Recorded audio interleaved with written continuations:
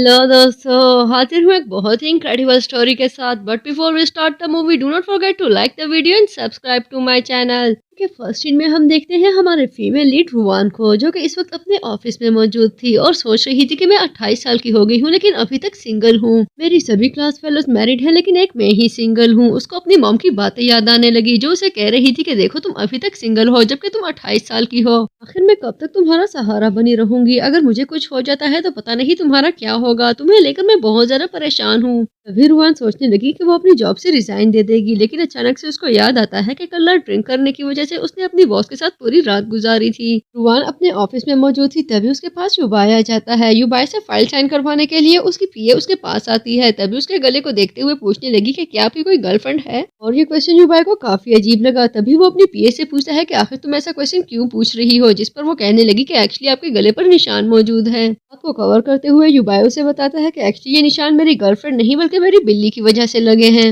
Next scene में Ruan युबाई से अपना रेजिग्नेशन लेटर साइन करवाने के लिए उसके ऑफिस में जाती है तो युबाई उसे कहता है कि आज रात के बैंक्वेट में तुम्हें मुझे ज्वाइन करना होगा। रुआन कुछ कहती है इससे पहले ही युबाई उसके लिए लाया हुआ बुके उसे देने की कोशिश करता है। तभी रुआन कहने लगी कि देखे कल रात जो कुछ भी हो हमें उस सबको एक्सेप्ट करना चाहिए। ठीक है, अगर आप कहते हैं तो मैं आपके साथ बैंक्वेट में जरूर चलूंगी, लेकिन मुझे लगता है कि आपको थोड़ा और रिस्पॉन्सिबल हो जाना चाहिए। रुआन वहाँ से जा चुकी थी तभी युबाई उसके लिए लाई हुई रिंग को देखता है और मन ही मन में सोचने लगा मुझे नहीं लगता कि इस लड़की के मन में मेरे लिए जरा भी फीलिंग्स होंगी। मूवी आगे बढ़ती है तो रुआन युबाई के साथ बैंक्वेट में मौजूद थी। एंटर होते ही वो युबाई से कहने लगी कि आपको आज मिस्टर ली से जरूर मिलना चाहिए, लेकिन युबाई मिस्टर ली से मिलने के बजाय आगे बढ़ जाता है। तभी रुआन मिस्टर ली के साथ डील फाइनल करते हुए कहने लगी कि हमारी कंपनी आपकी एड एजेंसी के साथ ही काम करेगी। बैंक्वेट के बाद रुआन युबाई के साथ गाड़ी में मौजूद थी। तभी रुआन उसे बताती है कि मैंने मिस्टर ली से बात कर ली है। तभी युबाई उसे कहता है कि मैं उनके साथ काम नहीं करना चाहता क्योंकि उनकी कंपनी के प्रपोजल्स मुझे बिल्कुल भी पसंद नहीं है। रुआन उसे समझाती है कि आप पहले भी 10 कंपनियों को रिजेक्ट कर चुके हैं, हमारे पास इतनी भी चॉइस नहीं है जितना आपको लग रहा है। युबाई अपने पॉकेट में से बैंक कार्ड निकालता है। तभी रुआन अपना रेजिग्नेशन लेटर निकाल चुकी थी और उसे बताने लगी कि मैं रिजाइन करना चाहती हूँ क्योंकि मुझे अपनी पर्सनल लाइफ पर फोकस करना है। रुआन उसे अपने बारे में बताते हुए कहने लगी मुझे लगता है कि अब मुझे शादी कर लेनी चाहिए। मेरी अच्छी खासी एज हो चुकी है और मेरे पेरेंट्स भी शादी को लेकर मुझे काफी प्रेशराइज कर रहे हैं। तभी युबाई उसे कहने लगा कि तुम मुझसे शादी क्यों नहीं कर लेती? मेरे ख्याल में मैं एक अच्छा खासा ऑप्शन हूँ और मैं तुम्हारा बहुत ख्याल भी रखूंगा। लेकिन रुआन उसकी बातों को सीरियस लिए बगैर वहाँ से चली जाती है। मूवी के अगले सीन में युबाई अपने ऑफिस में मौजूद था। तभी रुआन एक दफा फिर उसको रेजिग्नेशन लेटर देते हुए उसे साइन करने के लिए कहती है, जिससे युबाई साइन तो कर लेता है लेकिन साइन करने के बाद उसे फाड़कर कहता है कि तुम कहीं नहीं जा रही। अगर तुम मेरी प्रेजेंस में अनकंफर्टेबल फील करती हो तो मैं थोड़ी देर के लिए बाहर जा रहा हूँ। तुम यहाँ पर आराम से काम कर सकती हो, लेकिन मैं तुम्हें बता दूं कि मैं तुम्हें रिजाइन करने नहीं दूंगा और अगर तुम्हें अपनी सैलरी से इशू है तो मैं वो भी बढ़ा दूंगा। काफी देर बाद युबाई ऑफिस वापस आता है तो रुआन ऑफिस में मौजूद नहीं थी। पूछने पर उसे बताया जाता है कि वो हाफ लीव लेकर जा चुकी है क्योंकि आज उसे एक ब्लाइंड डेट पर जाना था। रुआन की ब्लाइंड डेट का सुनते ही युबाई उसके पीछे चला गया। तभी वो देखता है कि रुआन एक लड़के के साथ मौजूद है, लेकिन वो लड़का अच्छा खासा बोंगा था और रुआन को बता रहा था क्या तुम जानती हो मेरे पास गाड़ी और बंगला भी है। जिस पर वो कहने लगी कि अगर तुम्हारे पास ये सब ना हो तो भी चलेगा। और ये बात सुनते ही वो लड़का फूट फूट कर रोने लगा और रुआन से कहता है कि तुम कितनी अच्छी हो, मैंने बिल्कुल एक्सपेक्ट नहीं किया था कि आजकल के जमाने में भी इतनी काइंड लड़कियां हो सकती हैं। और उसकी इस हरकत पर रुआन अपने फोन पर अलार्म सेट कर लेती है। वो लड़का रुआन से कहने लगा मुझे लगता है कि हम दोनों को जल्द से जल्द शादी कर लेनी चाहिए ताकि तुम मेरे लिए ढेर सारे बच्चों को जन्म दे सको। तभी उसके फोन पर अलार्म बजता है और वो कहने लगी कि क्या घर पे गैस लीक हो रही है? हाँ ठीक है, मैं पहुंच रही हूँ। और इसके साथ ही वो एक्सक्यूज करके वहां से चली गई। रुआन के जाने के बाद वो लड़का भी जाने लगा। तभी युबाई उसको हाथ से पकड़कर कहने लगा तुम्हारी हिम्मत भी कैसे हुई मेरी वाइफ को डेट करने की? जिस पर वो पूछता है कि क्या रुआन मैरिड है? मुझे तो बिल्कुल भी पता नहीं था। युबाई उसे कहने लगा कि रुआन तो तुम्हें नहीं मिल सकती, अलबत्ता मैंने तुम्हारे लिए कॉफी ऑर्डर कर ली है, तुम उसी पर गुजारा कर लो। युबाई बाहर आता है तो उस पर नजर पड़ते ही रुआन उससे पूछने लगा कि तुम यहाँ पर क्या करने आए थे? जिस पर युबाई कहने लगा कि मैं यहाँ पर कॉफी पीने आया था, मैंने कौन सा यहाँ पर ब्लाइंड डेट मारने के लिए आना था। इतने में रुआन की गाड़ी आ गई तो वो वहां से चली गई और उसके जाने के बाद ही वो लड़का बाहर आकर युबाई से कहने लगा कि अगर कभी भी आप दोनों की डिवोर्स हो जाए तो मुझे जरूर बताना। इस पर युबाई कहने लगा कि अगर मैं अपनी जान से चला जाऊं तब भी रुआन को डिवोर्स नहीं दूंगा। तभी वो लड़का एक दफा फिर रोने लगता है और कहता है कि क्या मेरी रुआन से कभी भी शादी नहीं हो सकती? अगले दिन ऑफिस में रुआन को युबाई की तरफ से फ्लावर्स भेजे जाते हैं, जिसको देखते ही उसके सभी कलीग्स उससे पूछने लगे कि वो किसको डेट कर रही है। तभी वो कहने लगी कि ये किसी और ने भेजे हैं, तुम लोग गलत समझ रहे हो। ऑफिस टाइम खत्म होने के बाद रुआन अपने ऑफिस में ही स्टे कर रही थी क्योंकि उसे आज बहुत सारा काम करना था। तभी वो देखती है कि युबाई वहां पर आ जाता है। रुवान को काफी अजीब लगा कि अपना ऑफिस होने के बावजूद भी युबाई वहीं पर बैठकर काम कर रहा है। तभी युबाई रुवान की अटेंशन लेने के लिए अजीब अजीब हरकतें करने लगा, जिस पर रुवान कहती है कि उसे अब चलना होगा। युबाई रुवान को लिफ्ट ऑफर करता है तो वो कहने लगी कि नहीं, मैं अपने लिए टैक्सी ऑर्डर कर चुकी हूँ। रुवान वहां से जा चुकी थी। तभी युबाई की नजर उसके बनाए हुए रेजिग्नेशन लेटर पर पड़ती है, जिसको वो उठाकर फाड़ देता है। लेकिन ऑफिस के बाद जब युबाई घर आता है तो उसकी मॉम उसे कहने लगी कि अपनी फैमिली के लिए आज मैंने आउटिंग प्लान की है, क्यों ना हम सब मिलकर बाहर चलें, डिनर भी कर लेंगे। तभी युबाई उसे कहने लगा कि मैं पहले ही आपको बता चुका हूँ, आप मेरी फैमिली का हिस्सा नहीं है। जिस पर उसका डैड उसे डांटने लगे और उसे अपनी हद में रहने के लिए कहते हैं। डैड उसे जताते हैं कि ये याद रखो, कंपनी अभी तक तुम्हारे कंट्रोल में नहीं आई, अभी भी मेरे पास हाफ शेयर मौजूद हैं। अगले सीन में हम रुवान को देखते हैं जो अपनी फ्रेंड के साथ युबाई के ऑफिस में मौजूद थी और युबाई की टाई ठीक करते हुए वो कहने लगी कि ये मेरी फ्रेंड है, मैं अपनी जॉब छोड़कर जा रही हूँ, तो मैंने सोचा कि मेरे बाद ये आपको ज्वाइन कर ले। ये एक हार्ड वर्किंग लड़की है और उसकी क्वालिफिकेशन भी मुझसे ज्यादा है। तभी युबाई कहने लगा कि ठीक है, ये ज्वाइन कर सकती है, मुझे कोई इशू नहीं। युबाई के ऑफिस से निकलते हुए रुवान उसे अपना स्टेशन दिखाने के बाद कहने लगी कि ये मेरा ऑफिस है, लेकिन आज के बाद मैं सारी चीजें तुम्हारे हवाले करके जा रही हूँ।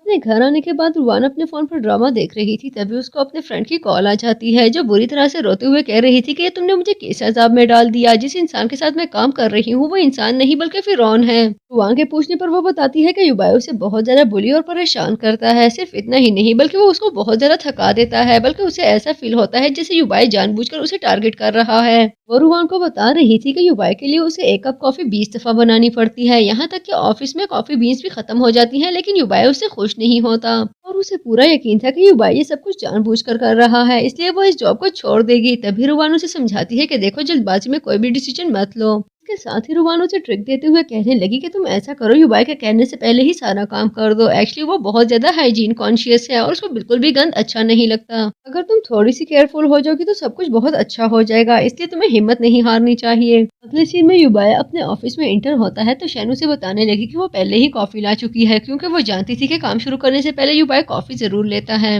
और इसके साथ ही वो युबाई के करीब आकर उसकी टाई ठीक करने लगी, जिस पर युबाई को एक दफा फिर रुवान की याद सताती है। ये शिफ्ट होता है तो हम युबाई को देखते हैं जो कि इस वक्त काफी ड्रंक था। तभी अपने फ्रेंड से कहने लगा, मेरे डैड को क्या लगता है, वो किसी से भी शादी कर लेगा और मैं उनकी वाइफ को मॉम मान लूंगा? क्या मैं कोई दूध पीता बच्चा हूँ जो किसी को भी अपनी मॉम मानना शुरू कर लूँ? आखिर वो मुझे बार बार क्यों शेयर्स जताते हैं? उन्हें एहसास क्यों नहीं होता कि मैं भी उनका बेटा हूँ? और जरा मेरे सेक्रेटरी को देखो, उसने जॉब छोड़ दी और कहने लगी कि उसको अपनी लाइफ पर फोकस करना है। आखिर जॉब करते हुए अपनी लाइफ पर फोकस क्यों नहीं कर सकती? मैं उसका कितना ख्याल रखता हूँ लेकिन उसे मेरा कोई एहसास ही नहीं। इस पर उसका फ्रेंड उसे कहने लगा, माइंड मत करना, लेकिन तुम्हारा सेक्रेटरी बनना कोई आसान काम नहीं। तभी युबाई अपने फ्रेंड को उसे रुवान के घर ड्रॉप करने के लिए कहता है, जबकि दूसरी तरफ हम रुवान को देखते हैं जो अपने फ्लैट में मौजूद थी। तभी वहाँ पर युबाई आ जाता है जो काफी ड्रंक था। तभी रुवान उसे पूछने लगी कि आखिर तुमने इतनी ड्रंक क्यों की है और तुम यहाँ पर क्यों आए हो? लेकिन युबाई उसे करीब आते हुए उसे हक कर लेता है। रुवान युबाई को सोफे में लेटाती है। तभी युबाई को कॉल आने लगी, जिस पर वो पूछती है कि क्या तुम्हारी फैमिली की तरफ से कॉल आ रही है? रुवान की इसी बात ने युबाई को गुस्सा दिला दिया। तभी वो चिल्लाते हुए कहने लगा कि मेरी कोई फैमिली नहीं है, तुम समझ रही हो, मेरी फैमिली में कोई भी नहीं है। मेरी फैमिली में तो किसी को मेरे मरने या जीने से भी फर्क नहीं पड़ता होगा। और ये कहते ही वो रुवान की गोद में सर रखकर सो चुका था। नेक्स्ट सीन में हम युबाई को देखते हैं जो एक्नॉलेज करता है कि उसने शर्ट ही नहीं पहनी हुई। तभी उसको रियलाइज होता है कि इस वक्त वो रुवान की रूम में मौजूद है। बाहर आने पर उसने देखा कि रुवान ब्रेकफास्ट सर्व कर रही थी। तभी युबाई उसे कहता है कि मैं तुमसे शादी करना चाहता हूँ, आखिर तुम मुझसे शादी क्यों नहीं कर लेती है? लेकिन रुवान उसे कहती है कि मैं तुमसे शादी नहीं कर सकती और उसके पास से जाने लगी। तभी उसका पाँव फिसल गया और वो वहीं पर गिरने लगी, जिस पर युबाई उसे थाम लेता है। युबाई उसके करीब होते हुए उसे किस करने लगा, लेकिन रुवान पीछे हट जाती है क्योंकि उसके फोन पर कॉल आ रही थी जो कि उसकी मॉम की तरफ से थी। मॉम उससे पूछती है कि आखिर तुम कहाँ हो, तुम मेरी कॉल रिसीव क्यों नहीं कर रही? जिस पर रुवान कहती है कि एक्चुअली मैं ब्रेकफास्ट करने के लिए बाहर आई हुई हूँ। युबाई पूछता है कि क्या तुमने अपनी मॉम को अपने रिजाइन के बारे में कुछ नहीं बताया? जिस पर वो कहने लगी कि नहीं, मैंने उन्हें इस बारे में कुछ भी नहीं बताया। और इसके साथ ही वो युबाई को नाश्ता करने के लिए कहती है। अगले सीन में रुवान युबाई के साथ ग्रोसरी के लिए जा रहा था, लेकिन वो नहीं जानता था कि पेपराजी उन दोनों की पिक्चर्स क्लिक कर रहा है जो उन्होंने लगे हाथों ही लीक कर दी थी। लेकिन जब ये पिक्चर शैन को रिसीव होती है तो उसे बहुत ज्यादा गुस्सा आने लगा और कहती है कि देखो जरा इस लड़की को, मुझे कह रही थी कि मुझे बिल्कुल भी फर्क नहीं पड़ता, जबकि मेरे पीछे युबाई को डेट कर रही है। मुझे यहाँ जॉब पर लगाकर खुद उसकी वाइफ बनने के चक्कर में है, लेकिन मैं भी तुम्हें इतनी आसानी से कामयाब नहीं होने दूंगी। तुम देखना मैं कैसे तुम्हारे प्लान को फ्लॉप बनाती हूँ। अगले सीन में शैन वो पिक्चर्स रुवान को फॉरवर्ड कर चुकी थी। तभी रुवान वो पिक्चर युबाई को सेंड करते हुए उसे कॉल करके पूछने लगी कि आखिर अब क्या होगा? जिस पर वो कहता है कि तुम परेशान मत हो, मैं हैंडल कर लूंगा। युबाई अपने मैनेजर को बुलाकर उसे ये सारे पिक्चर्स डिलीट करवाने और उसे इस मैटर को हैंडल करने के लिए कहता है, लेकिन फिर उसको रियलाइज होता है कि क्यों ना इस मौके को यूज किया जाए। इसलिए वो रुवान के घर आकर उसे कहने लगा, मुझे नहीं लगता कि अब इन पिक्चर्स का कुछ किया जा सकता है। तुम अच्छे से जानती हो कि आजकल इंटरनेट कितना फास्ट ग्रो कर रहा है। मुझे लगता है कि अब हम दोनों के पास सिर्फ एक ही ऑप्शन है कि हम शादी कर लें। वैसे भी शादी तुमने किसी ना किसी से तो ज़रूर ही करनी है। जिस पर वो कहने लगी कि नहीं, मैंने तुम्हें कहा था ना, मैं तुमसे शादी नहीं कर सकती। अगर तुम एंजॉयमेंट करना चाहते हो तो आगे पीछे लाखों लड़कियां हैं। तभी युवा उसका हाथ पकड़कर उसे यकीन दिलाता है कि वो सिर्फ एंजॉयमेंट के लिए नहीं बल्कि सीरियस कमिटमेंट के लिए उसे शादी करना चाहता है। युवा रुवान को समझाता है कि तुम्हें मुझसे शादी कर लेनी चाहिए। वैसे भी किसी ना किसी से तो तुम्हें शादी करनी ही है। तभी रुवान कहने लगी कि ठीक है, हम सिर्फ सर्टिफिकेट हासिल करेंगे, प्रॉपर शादी मैं नहीं करने वाली। और जब तक मैं प्रॉपर तरीके से अपने पेरेंट्स को सब कुछ ना बता दूं, तब तक तुम किसी को भी हमारी शादी के बारे में नहीं बताओगे। ये एक सीक्रेट रहेगा। तभी युवा उसे कहता है कि ठीक है, कल सुबह मैं तुम्हारा नीचे वेट करूंगा, तुम आ जाना। मूवी आगे बढ़ती है तो रुवान युवा के साथ ब्यूरो सेंटर में मौजूद थी। सर्टिफिकेट हासिल करने के बाद वो लोग बाहर आते हैं। तभी रुवान सोचने लगी, मैंने बिल्कुल भी नहीं सोचा था कि मेरी शादी इतनी जल्दी हो जाएगी, और ना ही मुझे ये आइडिया था कि मिस्टर युबाई मेरे हस्बैंड बनने वाले हैं। तभी युबाई उसे कहता है कि आज का सारा दिन मैं तुम्हारे साथ गुजारना चाहता हूँ। जिस पर वो कहने लगी कि नहीं, तुम्हें ऑफिस जाना चाहिए। तभी युबाई कहने लगा कि ठीक है, मैं ऑफिस जा रहा हूँ, लेकिन ऑफिस से वापसी पर मैं तुम्हें पिक करने के लिए आऊंगा। तुम अपना सारा लगेज पैक कर लो। तभी वो पूछने लगी कि आखिर मुझे क्यों पिक करने के लिए आना है। जिस पर युबाई कहने लगा कि देखो, तुम मेरी वाइफ हो, लीगली अब हम दोनों एक साथ रह सकते हैं, इसलिए मैं तुम्हें पिक करने के लिए आऊंगा और आज से हम दोनों एक ही घर में रहेंगे। मूवी के अगले सीन में हम युबाई को देखते हैं जो रुवान के साथ अपने बेडरूम में मौजूद था। तभी रुवान उसे कहने लगी कि देखो, मैं तुम्हारे साथ बेड नहीं शेयर करने वाली, क्योंकि मुझे इस सब की आदत नहीं है, और वैसे भी हमें एक दूसरे को थोड़ी स्पेस देनी चाहिए। युबाई उसे कन्विंस करने लगा, लेकिन अपनी इस कोशिश में नाकाम होने के बाद वो कहने लगा कि ठीक है, मैं सोफे में सो जाता हूँ, तुम बेड पर सो जाना। लेकिन जब आधी रात को युबाई वॉशरूम यूज करने के लिए टॉयलेट जाता है तो वापस आने पर वो सोफे पे नहीं बल्कि गलती से अपने बेड पर सो जाता है। तभी आंख खुलने पर रुवान उसे पूछती है कि तुम यहाँ पर क्या कर रहे हो। युबाई उसे बताता है कि सोया तो मैं सोफे पर ही था, लेकिन शायद गलती से वॉशरूम यूज करने के बाद मैं बेड पर आ गया। लेकिन खैर वो सब छोड़ो, मुझे मॉर्निंग हग दे दो। तभी रुवान उसे कहने लगी कि ज्यादा फ्री होने की कोई जरूरत नहीं है। रुवान वहां से चली गई। तभी युबाई सोचने लगा कि इसका इस तरह से शर्माना तो मेरी जान ही ले लेगा। तभी युबाई रुवान को बताता है कि उसके पेरेंट्स ने आज उन दोनों को इनवाइट किया है, तभी वो डिनर के लिए वहां पर जाएंगे। अगले सीन में रुवान युबाई के साथ उसके पेरेंट्स के घर पर डिनर के लिए मौजूद थी, जहां पर उन दोनों को अच्छे से वेलकम किया गया। लेकिन डैड का रवैया बहुत ज्यादा रूड था। वो दोनों खाना खाते तभी वहां पर युबाई की सिस्टर रोजी आ जाती है, जो रुवान को देखने के बाद उसे टॉन्ट करती है, और इसी बात पर युबाई को गुस्सा आ जाता है। तो वो अपनी सिस्टर को डांटने लगा। युबाई के इस बिहेवियर पर उसके डैड उसे डांटने लगे और उन दोनों की अच्छी खासी बहस हो गई। तभी युबाई रुवान को वहां से चलने के लिए कहते हैं, जिस पर डैड कहने लगे, तुम्हें अपनी औकात याद रखनी चाहिए। ये याद रखो कि कंपनी के आधे शेयर्स आज भी मेरे पास हैं। लेकिन युबाई उनकी बात सुनी अनसुनी करते हुए रुवान को लेकर वहां से चला गया। अपने पेरेंट्स के घर से बाहर आने के बाद युबाई रुवान को अपने बारे में बताने लगा और उसे बताता है कि बचपन में उसके मॉम और डैड एक साथ बिल्कुल भी खुश नहीं थे। तभी उनकी मॉम उन्हें छोड़कर चली गई। वो बताने लगा कि उसके साथ उसके बाकी सिबलिंग्स ने भी काफी सफर किया है, लेकिन किसी न किसी तरह वो लोग खुद को मेंटेन रखने में कामयाब रहे। उसे सिर्फ कंपनी में कुछ शेयर्स मिले हैं, जिसकी बदौलत वो आज इस मुकाम पर पहुंचा है, वरना इससे ज्यादा तो उसकी फैमिली उसके बारे में बिल्कुल भी कंसर्न नहीं है। तभी उसको याद आता है कि किस तरह डैड बचपन में उसको पनिश किया करते थे, जिस पर रुवान कहने लगी कि मेरे साथ चलो, मैं तुम्हारा मूड अच्छा करना चाहती हूँ। काफी देर तक ड्रिंक करने के बाद रुवान अपने घर आती है तो वो घर का पासवर्ड भूल चुकी थी। ड्रंक होने की वजह से वो अपना सही पासवर्ड याद नहीं कर पा रही थी, लेकिन बिलाखिर दरवाजा खुल ही जाता है। नेक्स्ट सीन में हम रुवान के पेरेंट्स को देखते हैं, जो उसके घर पहुंच चुके थे और कह रहे थे कि देखो, ये लड़की हमारी कॉल ही रिसीव नहीं करती, इसलिए हमें खुद उठकर आना पड़ा। ऐसा भी क्या हो गया है कि ये हमारे मैसेजेस का भी रिप्लाई नहीं करती। तभी उसको आवाज आती है कि रुवान के रूम में से किसी लड़के के खांसने की आवाज आ रही है। लेकिन चेक करने पर जब उनकी नजर उसके रूम में मौजूद युबाई पर पड़ती है तो उनके मुंह से तो जैसे चीखें ही निकल गई। फिर में युबाई और रुवान दोनों उनके सामने मौजूद थे। तभी मॉम पूछती है कि आखिर ये लड़का कौन है, जिस पर वो बताने लगी कि ये मेरे बॉस है और अब हमारी शादी हो चुकी है, ये मेरे हस्बैंड भी हैं। शादी का नाम सुनते ही उसके पेरेंट्स काफी शॉक हो गए और कहने लगे कि देखो जरा, तुम हमारी कैसी बेटी हो, तुमने शादी कर ली और हमें बताया भी नहीं, आखिर तुमने हमें क्यों नहीं बताया। रुवान उन्हें समझाती है कि मैं आप लोगों से कुछ भी छुपाना नहीं चाहती थी, लेकिन मुझे सिर्फ सही मौके का इंतजार था। तभी डैड बहुत ज्यादा गुस्सा होने लगे, जिस पर मामू ने समझाती है कि आखिर तुम इतना गुस्सा क्यों हो रहे हो। युबाई खुद को इंट्रोड्यूस कराने के लिए खड़ा होता है। तभी डैड डांटते हुए उसे बैठने के लिए कहते हैं, लेकिन थोड़ी देर बाद युबाई खुद को इंट्रोड्यूस कराते हुए बताता है कि वो एक बहुत बड़ी कंपनी का CEO है। मॉम जो पहले ही उसकी हैंडसम लुक से इंस्पायर हो चुकी थी, ये बात सुनते ही काफी खुश हो गई, लेकिन डैड बिल्कुल भी राजी नहीं हुए थे। तभी वो कहने लगे कि मैं अच्छे से जानता हूँ इन अमीर लोगों के चौंचलों को,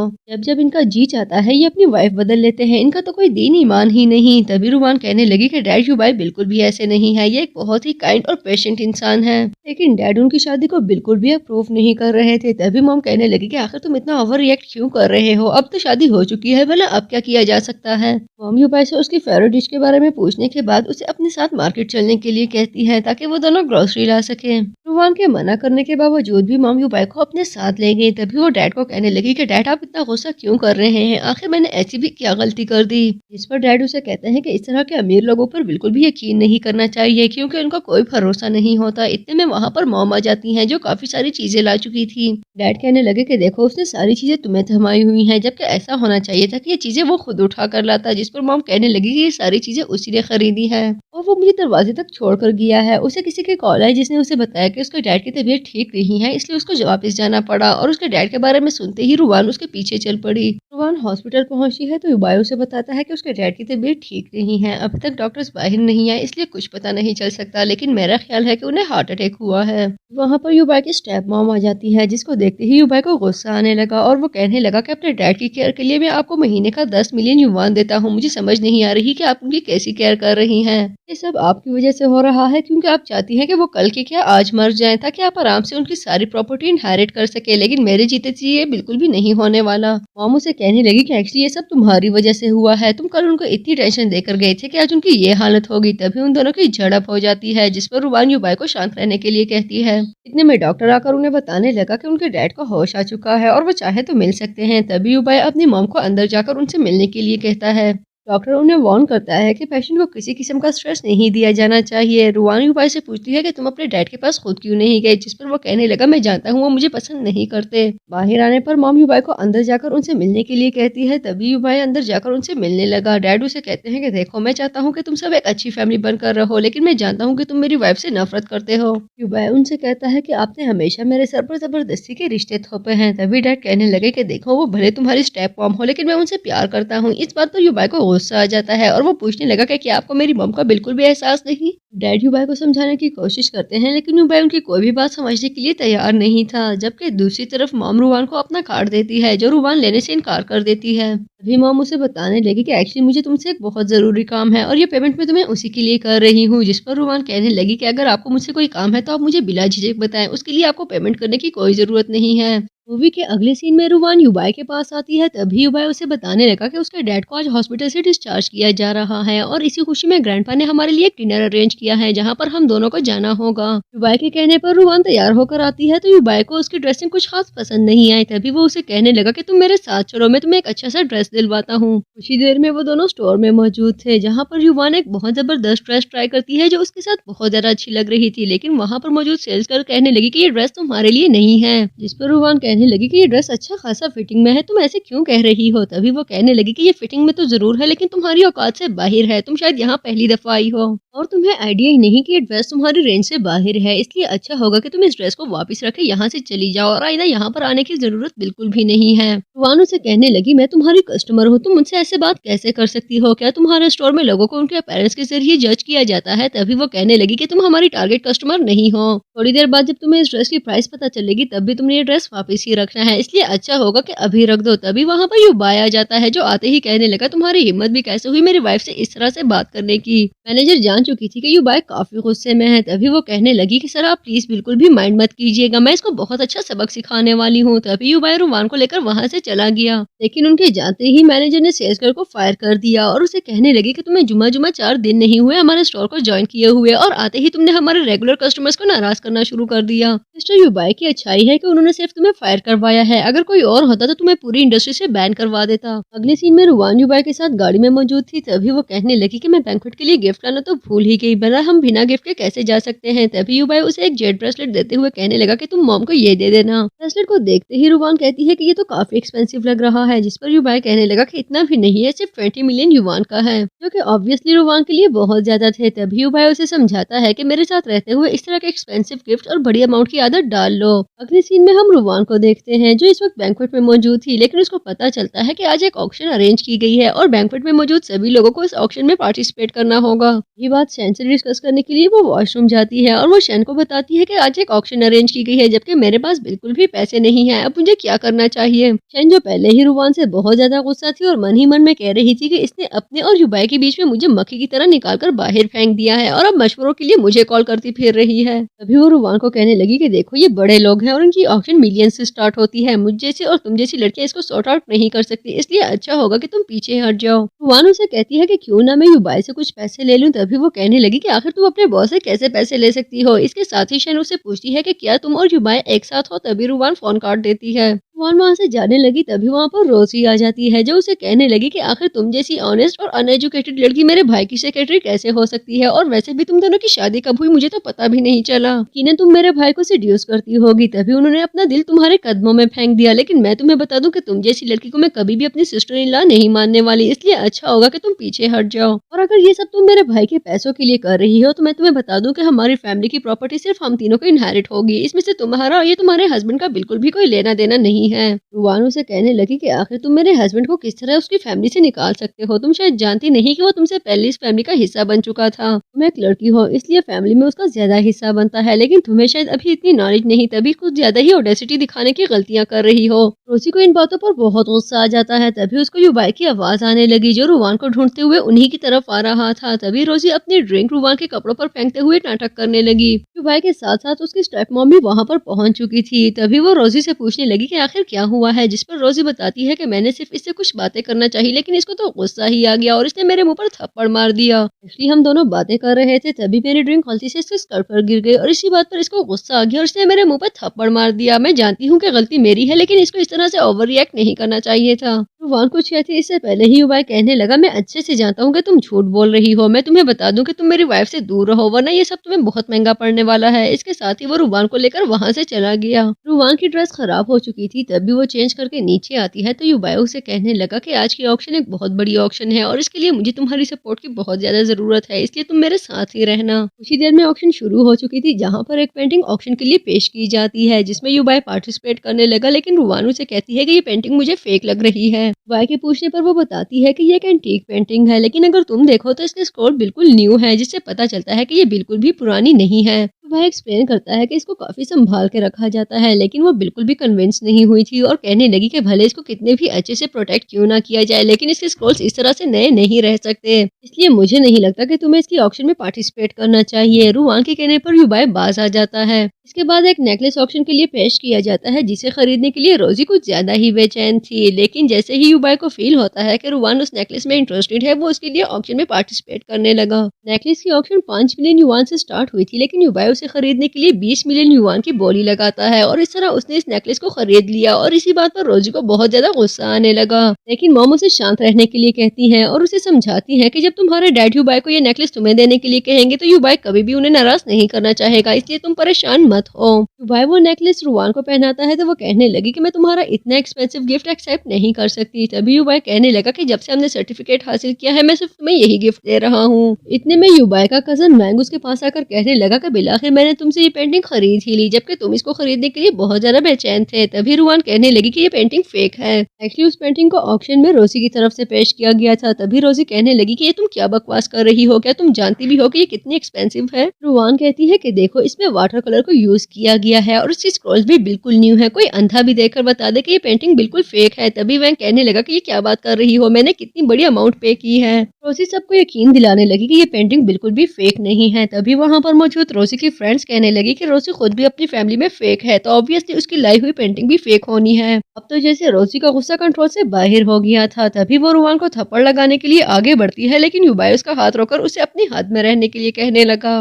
मैं वहाँ पर ग्रैंड माँ आ गई जो रोजी को उसकी हरकत पर डांटने लगी और वैन को पेंटिंग दिखाने के लिए कहती है ताकि वो बता सके कि ये पेंटिंग फेक है या ओरिजिनल। लेकिन उन्होंने पहली नजर में ही बता दिया कि ये पेंटिंग फेक है और इसके साथ ही वो रोजी से कहने लगी कि जिस तरह की बातें तुमने की है मुझे तुम्हें अपनी पोती कहते हुए भी शर्म आ रही है। ग्रैंड माँ रुवान से मिली और उसके साथ ही युबाई से कहने लगी मुझे तुम पर फख्र है, तुम्हारे साथ इस तरह की खूबसूरत लड़की ही जैसी थी। और इसके साथ ही रोजी से कहने लगी कि अभी के अभी अपनी भाभी से माफी मांगो। इस पर ना चाहते हुए भी रोजी को रुवान से माफी मांगना पड़ी। मूवी के अगले सीन में सभी फैमिली मेंबर्स डिनर पर मौजूद थे। तभी ग्रैंडमा रोजी की मॉम से अपने बेटे के बारे में पूछती हैं, जिस पर वो बताने लगी कि वो मेडिसिन लेकर सो चुके हैं। ग्रैंडमा उन्हें डांटते हुए कहने लगी कि तुम्हें अपने पति का ख्याल रखना चाहिए, लेकिन तुम यहाँ पर डिनर एंजॉय करने में बिजी हो। क्या तुम्हें नहीं लगता कि इस वक्त तुम्हारे पति को तुम्हारी जरूरत है? तभी रोजी का मॉम ग्रैंडमा का मूड ठीक करने के लिए उनके लिए लाया हुआ गिफ्ट उन्हें देती है, जो कि ग्रैंडमा को काफी एवरेज लगा। तभी रुवान भी ग्रैंडमा के लिए लाया हुआ गिफ्ट उन्हें देती है, जो ग्रैंडमा काफी अप्रिशिएट करती है। तभी रोजी कहने लगी कि ये एक एवरेज सी ज्वेलरी है, आप इसको इतना अप्रिशिएट क्यों कर रही हैं? रोजी की ये बात ग्रैंडमा को काफी नागवार गुजरी। तभी वो कहने लगी कि रुवान हमारी बहू है, हमारी फैमिली का हिस्सा है, जबकि तुम एक आउटसाइडर हो और हमेशा तुम्हारे पॉइंट आउटसाइडर्स की तरह ही होते हैं। तुम कभी भी हमारी फैमिली की रिवायत नहीं समझ पाओगी। तभी रोजी की मॉम सिचुएशन को कंट्रोल करने के लिए कहने लगी कि क्या आप लोग जानते हैं, रोजी की ग्रेजुएशन कंप्लीट हो चुकी है और मुझे लगता है कि अब इसको बिजनेस में पार्टिसिपेट करना चाहिए। रोजी भी सबको कंपनी में अपने इंटरेस्ट के बारे में बताती है। तभी युबाई कहने लगा, मुझे नहीं लगता कि हमारी कंपनी में तुम्हारी कोई भी गुंजाइश है, और वैसे भी तुम्हारा हमारी कंपनी में कोई काम नहीं, इसलिए अच्छा होगा कि तुम इस सबसे दूर रहो।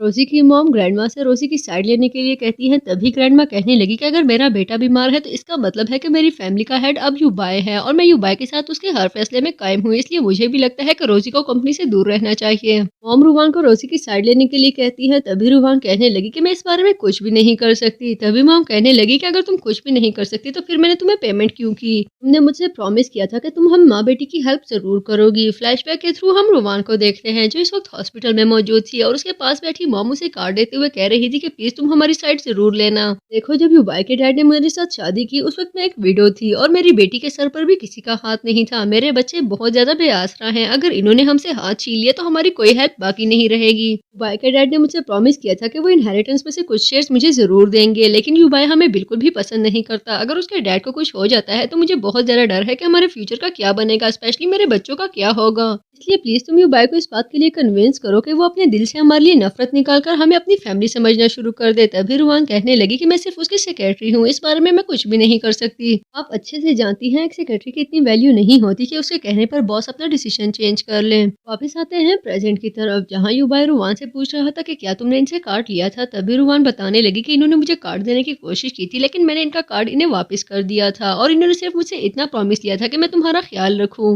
मॉम समझ चुकी थी कि अभी नहीं तो कुछ देर बाद ही सही, लेकिन उनकी चोरी पकड़ी जा सकती है। तभी वो सिचुएशन को कंट्रोल करते हुए कहने लगी कि हाँ, ये बिल्कुल सही कह रही है, मैंने इससे सिर्फ इतना कहा था कि ये युबाई का ख्याल रखे। इतना बड़ा बिजनेस युबाई को अकेले देखना पड़ता है, स्पेशली अब जब उसके डैड की तबीयत भी ठीक नहीं, इसलिए मैं उसको लेकर बहुत परेशान हूँ, और मैंने रुवान से यही कहा कि वो युबाई की केयर करे।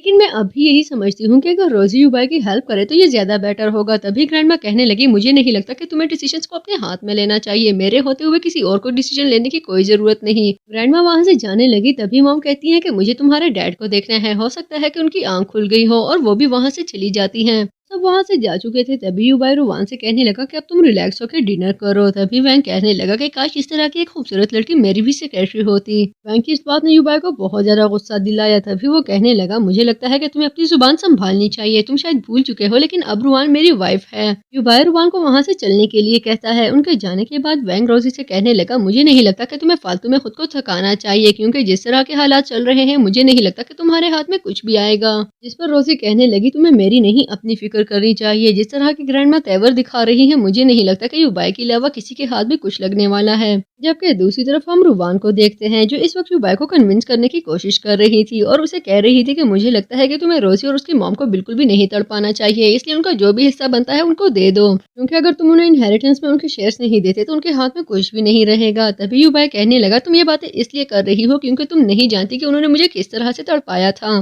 जब मेरे डैड को पता चला कि मेरी मॉम प्रेग्नेंट है तो उन्होंने मेरी मॉम को छोड़ दिया, और उस वक्त मेरी मॉम किस फेस से गुजरी होगी ये तुम इमेजिन भी नहीं कर सकती। 7 साल तक उन्होंने मुझे जिस मुश्किल से पाला वो तुम सोच भी नहीं सकती, और बिलाखिर जब बात उनके बस से बाहर चली गई तो वो मुझे डैड के दर पर छोड़कर चली गई, जबकि ये एक मॉम के लिए बहुत ज्यादा मुश्किल होता है। और तुम कितनी आसानी से कह रही हो कि मैं रोजी और उसकी मॉम को इनहेरिटेंस में से उनके शेयर्स दे दूं। अगर ये लोग हमारी लाइफ में ना आते तो डैड कभी भी मेरी मॉम को ना छोड़ते। मुझे इनके जीने या मरने से बिल्कुल भी फर्क नहीं पड़ता, इसलिए आइंदा तुम कभी भी मेरे सामने इनकी साइड लेने की गलती मत करना। तभी रुवान कहने लगी कि एक्चुअली तुम ठीक ही कह रहे हो, मुझे नहीं लगता कि मुझे उनकी साइड लेनी चाहिए। मैं नहीं जानती कि कौन सही है और कौन गलत, लेकिन मैं एक बात ज़रूर जानती हूँ कि आज के बाद मैं एज़ अ वाइफ तुम्हारा साथ ज़रूर दूँगी। तुम्हारी ज़िंदगी के अप्स एंड डाउन्स में मैं तुम्हारे साथ ज़रूर रहूँगी। इनफैक्ट सिर्फ एज़ अ वाइफ ही नहीं, बल्कि कल से मैं एज़ अ सेक्रेटरी भी तुम्हें जॉइन करने वाली हूँ। इसके साथ ही रुवान युबाई को हक करके उसे अपने होने का यकीन दिलाती है। मूवी के अगले सीन में रुवान ऑफिस में मौजूद थी, तभी शन कहने लगी, मुझे लगा था कि तुम जॉब छोड़ चुकी हो, लेकिन तुम तो वापस आ गई हो। तभी रुवान उसे बताती है कि एक्चुअली मुझे कुछ लोन पे करना है, उसी की वजह से मुझे दोबारा जॉब को कंटिन्यू रखना पड़ा। इतने में वहाँ पर युबाई आ जाता है, जो रुवान को देखते हुए उससे पूछने लगा कि जो नेकलेस मैंने तुम्हें गिफ्ट किया था वो तुमने क्यों नहीं पहना हुआ। तभी शन पूछती है कि क्या प्रेसिडेंट ने तुम्हें कोई गिफ्ट दिया था। फिर रुवान बताती है कि एक्चुअली कल रात ऑक्शन में कुछ खरीदने के लिए मेरे पास बिल्कुल भी पैसे नहीं थे, तभी मेरी जगह मिस्टर युबाई ने पेमेंट की, लेकिन अब ये चाहते हैं कि मैं इनको दोबारा पेमेंट ना करूं। ये सब सुनकर शन को बहुत गुस्सा आ जाता है और वो कहने लगी, पता नहीं तुम लोग मुझसे क्या क्या छुपाते फिर रहे हो। तभी वहाँ पर उनका एक एम्प्लॉय नैंग आ जाता है, जो रुवान से उसकी हेल्प मांगने लगा और रुवान को बताता है कि मैंने कुछ रिपोर्ट्स बनाए हैं, लेकिन उनको बार बार रिजेक्ट किया जा रहा है, क्या आप प्लीज इसमें मेरी हेल्प कर सकते हैं। रुवान उसे यकीन दिलाती है कि मैं जरूर तुम्हारी हेल्प करूंगी, तुम परेशान बिल्कुल भी मत हो। अगले सीन में हम रुवान को देखते हैं, जो कि इस वक्त ऑफिस में मौजूद थी। तभी उसके पास नैंग आकर उसे पूछने लगा कि क्या आप अब तक ऑफिस में हैं, जिस पर रुवान बताती है कि हाँ मुझे कुछ काम था। नैंग बताता है कि एक्चुअली आज मुझे भी कुछ ज्यादा ही काम था, इनफैक्ट आज ज्यादातर एम्प्लॉयज ओवर टाइम कर रहे हैं, मुझे लगता है कि अब हमें नीचे चलना चाहिए। वो दोनों नीचे आते हैं तो नैंग उन दोनों को एंटरटेन करने लगा। नैंग की बातों पर रुवान खिलखिलाकर हंस रही थी। तभी शन कहने लगी कि तुम दोनों एक साथ कितने खुश हो, मुझे तो तुम दोनों एक साथ बहुत अच्छे लग रहे हो। रुवान तुम इसके बारे में क्या सोचती हो। जिस पर रुवान कहने लगी, मैं इसके बारे में कुछ भी नहीं सोचती, मुझे लगता है कि ये काफी यंग है और इस वक्त इसको सिर्फ अपने करियर पर फोकस करना चाहिए। नैंग ना सिर्फ रुवान को अपनी बातों से एंटरटेन कर रहा था, बल्कि वो रुवान के लिए प्रेजेंट भी लाया था और यही सारी बातें युबाई को बहुत बुरी लग रही थी। तभी वो वहाँ आकर नैंग को डांटने लगा और उसे कहता है कि क्या तुम्हें कंपनी की तरफ से पेमेंट बातें करने के लिए दी जाती है, तुम यहाँ पर खड़े क्या कर रहे हो, अगर तुम्हारा काम खत्म हो चुका है तो यहाँ से जाने की करो। शैन युबाई से कहने लगी कि क्या मैं आपके लिए कॉफी बनाऊं, जिस पर युबाई उसे कहता है कि अपने काम पर फोकस करो, तुम्हें कंपनी में सिर्फ कॉफी बनाने के लिए नहीं रखा गया। इसके जाने के बाद वो रुवान को कॉफी बनाने के लिए कहता है, जिस पर रुवान पूछती है कि अभी आपने शैन को कॉफी के लिए मना किया। जब युबाई कहने लगा कि तुम मेरी वाइफ हो, ऑब्वियसली तुम और उसमें बहुत फर्क है, तुम्हारे हाथ की कॉफी तुम्हें बिल्कुल भी रिजेक्ट नहीं करने वाला। लेकिन रुवान के जाते ही युबाई मन ही मन में सोचने लगा कि जरा नैंग की हिम्मत देखो, जुम्मा 4 दिन हुए नहीं उसको ऑफिस को ज्वाइन किए हुए और सीधा प्रेसिडेंट की वाइफ पर लाइन मारने की कोशिश कर रहा है। अगले सीन में रुवान को दिखाया जाता है, जो इस वक्त अपने कोलीग के साथ डिनर कर रही थी। तभी वहाँ पर युबाई आ जाता है। युबाई को देखते ही शैन उसे अपने पास जगह ऑफर करती है, लेकिन युबाई उसको पूरी तरह से इग्नोर करते हुए रुवान के पास बैठ जाता है। युबाई डिनर स्टार्ट करता है, इससे पहले ही वहाँ पर मौजूद सभी कोलीग्स एक एक करके वहाँ से चले गए, क्योंकि वो युबाई की प्रेजेंस में काफी अनकंफर्टेबल फील कर रहे थे। डिनर खत्म होने के बाद युबाई और रुवान ऑफिस के बाहर मौजूद थे। तभी युबाई शैन से पूछता है कि तुम्हें कौन ड्रॉप करेगा। शैन उसे बताती है कि मैं बिल्कुल अकेली हूँ। तभी युबाई कहने लगा कि नैंग तुम शैन को ड्रॉप करो और मैं रुवान को ड्रॉप कर देता हूँ। युबाई के मुंह से रुवान की रट शैन को बहुत बुरी लग रही थी। तभी नैंग कहने लगा कि इसका घर मुझे बहुत दूर पड़ता है, मुझे नहीं लगता कि मैं अपनी बाइक पर इसको ड्रॉप कर सकता हूँ। युबाई रुवान को लेकर वहाँ से जा चुका था। तभी नैंग शैन को अपने साथ चलने के लिए कहती है, जिस पर शैन बुरी तरह से तिलमिला उठी। मूवी के अगले सीन में हम रुवान को देखते हैं, जो कि इस वक्त बैंक ग्रुप के वाइस प्रेसिडेंट के साथ मौजूद थी। और ये सब जब शैन ने देखा तो उसने एक सेकंड में उनकी पिक्चर क्लिक कर ली, क्योंकि वो अच्छे से जानती थी कि ये सब युबाई को बहुत बुरा लगने वाला है। कुछ देर में शैन युबाई के ऑफिस में मौजूद थी। तभी युबाई उससे रुवान के बारे में पूछता है, जिस पर शैन उसे बताती है कि एक्चुअली वो मिस्टर वैंग के साथ मौजूद है, मैंने खुद उसे अपनी आंखों से देखा है, बल्कि मैंने उनकी एक पिक्चर भी क्लिक की है। अगर युबाई वो पिक्चर न देखता तो वो कभी भी शैन की बात पर यकीन न करता, लेकिन अब तो जैसे उसे यकीन ही नहीं आ रहा था। तभी वो रुवान को पिक करने के लिए जाता है। कुछ ही देर में युबाई रुवान को पिक करने के लिए होटल के बाहर मौजूद था। रुवान उसकी गाड़ी में बैठती है। तभी युबाई उसे पूछने लगा कि तुम वैंग के साथ क्या कर रही थी, क्या तुमने उसे मिलने से पहले मुझसे परमिशन ली थी। जिसके जवाब में रुवान कहने लगी, मुझे नहीं लगता कि मुझे तुमसे परमिशन लेने की कोई जरूरत है, और वैसे भी तुम इतना पैरानॉइड क्यों हो रहे हो। जिस पर युबाई कहने लगा कि तुम मेरे लिए इस तरह के वर्ड्स यूज नहीं कर सकती। रुवान मजीद रिएक्ट करती इससे पहले ही युबाई उसके करीब होते हुए उसे किस करता है, लेकिन ये सब भी रुवान का मूड ठीक ना कर सका। तभी वो गाड़ी से उतरते हुए कहने लगी कि मुझे लगता है कि तुम्हें सारी चीजों को अच्छे से समझना चाहिए। तभी युबाई उसका पीछा करते हुए उसे पूछने लगा कि क्या तुमने वैंग को बताया कि तुम मैरिड हो। जिस पर रुवान कहने लगी कि आखिर इस सब का उससे क्या ताल्लुक, मैं उससे एक बिजनेस डील करने के लिए गई थी, तुम इस सब को बीच में क्यों ला रहे हो? और वैसे भी अगर बिजनेस को बीच में से निकाल दिया जाए तो हम दोनों पहले से एक दूसरे को जानते हैं। तभी युवा कहने लगा कि जिस तरह से वो तुम्हें देख रहा था वो सब मुझे बिल्कुल भी अच्छा नहीं लगा, और वैसे भी वो मेरा कॉम्पिटिटर है। बैंक से मिलने से पहले तुम्हें मुझे एक दफा जरूर बताना चाहिए था। तभी रुवान कहने लगी कि देखो, ये मेरी पर्सनल लाइफ है और मेरे पर्सनल मैटर है, मुझे नहीं लगता कि मुझे तुम्हें कुछ भी बताने की या तुमसे किसी भी चीज की परमिशन लेने की कोई जरूरत है। इस बात की क्या तुक बनती है कि मैं उससे मिलते ही उसे बताती थी कि मैं मैरिड हूँ और इस सब का हमारे रिलेशनशिप से क्या ताल्लुक, लेकिन तुम एक बहुत ही इनसिक्योर इंसान हो। लेकिन मैं एक बात को क्लियर कर दूं कि अपनी फ्रीडम पर मैं बिल्कुल भी कॉम्प्रोमाइज नहीं करने वाली, इसलिए अच्छा होगा कि तुम अपना नैरेटिव चेंज कर लो। इसके साथ ही वो वहाँ से जाने लगी। तभी युवा उसे रोकते हुए किस करता है, लेकिन रुवान का मूड बहुत खराब हो चुका था। तभी वो खुद को छुड़ाकर रोते हुए वहाँ से चली गई। उनके जाने के बाद युवा अपने फ्रेंड के साथ एक बार में चला जाता है, जहाँ पर काफी ड्रिंक करने के बाद कुछ लड़कियां उसके पास आकर उसे एंटरटेन करने लगी। तभी युवा उसे पीछे हटने के लिए कहता है, लेकिन लड़कियां जैसे उनकी एक भी बात सुनने के लिए रेडी नहीं थी। इसी बात पर युवा को गुस्सा आ जाता है और वो गिलास उठाकर जमीन पर फेंकते हुए कहने लगा कि अगर तुम एक सेकंड में यहाँ से ना गई तो मैं तुम्हें जान से मार दूंगा। तभी वो लड़कियां वहाँ से उठकर जा चुकी थी। अभी युवा अपने फ्रेंड को अपनी दुखी दिल की दास्तान सुना ही रहा था कि वही लड़कियां गार्ड्स के साथ वहाँ पर वापस आ गई, और गार्ड्स कहने लगा कि तुम्हारी हिम्मत भी कैसे हुई हमारी लड़कियों को धमकाने की। लड़ाई बढ़ते बढ़ते गार्ड्स और युवा के बीच में हाथापाई शुरू हो गई। तभी वहाँ पर मैनेजर आ जाता है, लेकिन मैनेजर के आने तक युवा को अच्छी खासी मार पड़ चुकी थी। मैनेजर पहली नजर में युवा को पहचान चुका था। तभी उससे माफी मांगने लगा, जिस पर युवा कहता है कि अगर तुमने इन गार्ड्स को फायर ना किया तो मैं तुम्हारा ये बार बंद करवा दूंगा।